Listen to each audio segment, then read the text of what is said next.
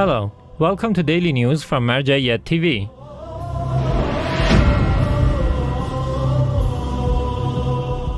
Daily meetings of Grand Shia Jurist Ayatollah Shirazi. The Grand Shia Jurist Ayatollah Hussain Shirazi hosts a variety of visitors on a daily basis, including scholars, clerics, religious and cultural figures, academics, seminary teachers, and public groups of believers from around the world. It is worth noting that these meetings are held at the Grand Jurist office in Holy Qom in Iran at 11 a.m. every day.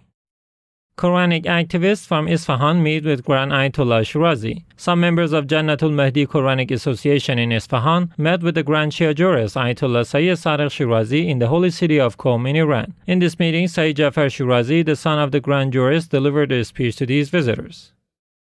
Imam Hussain Cultural Center opens in Kufa, Iraq. Some delegates from the office of Grand Ayatollah Shirazi in the holy city of Najaf participated in the opening ceremony of Imam Hussain Cultural Center in Kufa. This ceremony was attended by Sheikh Salah al-Halfi, one of the members of the Grand Jurist office, who delivered his speech to the audience. In his remarks, the Grand Jurist representative stressed on the education of the youth and combating corrupt ideologies and cults. It is worth noting that some dignitaries in Kufa, including Fazil Kadem, a member of Kufa Popular Council, and Mehnat Talib, the principal of Al-Sahla High School, were present in this ceremony.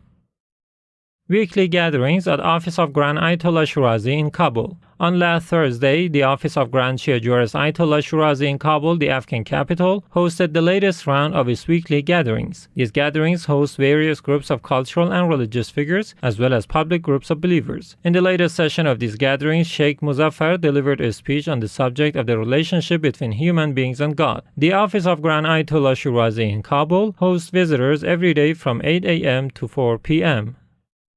Nonviolence in Cooperation invites Western countries to abide by New York Declaration.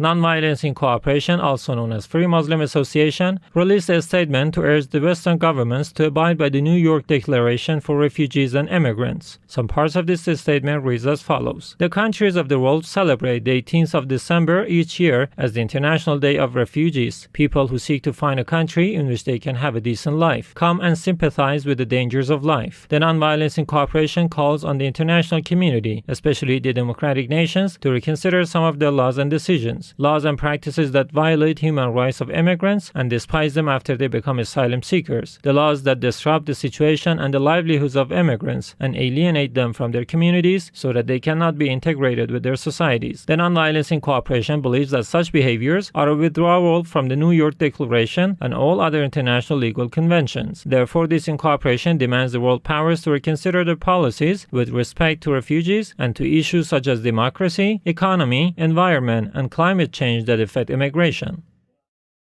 AhlulBayt Institute holds conference on prevention of non-infectious diseases. The AhlulBayt Cultural and Charitable Institute, dependent to the office of Grand Ayatollah Shirazi in Basra, hosted a panel of experts on the subject of prevention of non-infectious diseases in the city. Dr. Nadel Al-Sakini explained about the dangers of non-infectious diseases. Various cultural and religious experts were also present in this conference.